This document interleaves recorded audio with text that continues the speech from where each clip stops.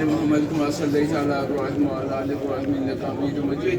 اللهم بارك على محمد وعلى ال محمد كما باركت على ابراهيم وعلى ال ابراهيم انك حميد مجيد. لا اله الا هو الحليم الكريم. سبحان الله رب العرش العظيم. الحمد لله رب العالمين. نسألك موجبات رحمتك وعزائم مغفرتك والغنيمة من كل بر سلامة من كل اسم. لا تدع لنا ذنبا الا غفرته ولا حما الا فرجته ولا دين الا قضيته ولا مريضا الا شفيته ولا حاجة هي لك رضا الا قضيتها يا ارحم الراحمين.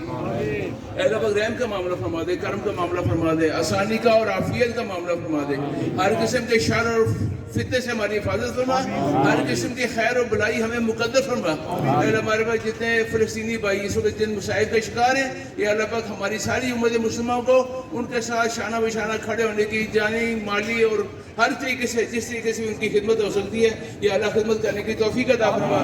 نہیں تو ایمان کے آخری حصے کے طور پر ان کی جو مصنوعات ہیں ان کا بائیکاٹ کرنے کی توفیق عطا فرما۔ اے اللہ پاک ہمارا یہ جو اجتماع ہے اور اس کی جو قائدین ہے، اس کی جو کور کمیٹی ہے، اس کے مشاورت کرنے والے، سرپرستی کرنے والے، رائے دینے والے، سب کی دستگیری فرما، سب کو صحیح راستے پہ گامزن فرما، اور ان سے جو کمی کوتاہی ہے اس کو معاف فرما، ان کی رہنمائی فرما، ہر قسم کے شر و فتنے سے حفاظت فرما۔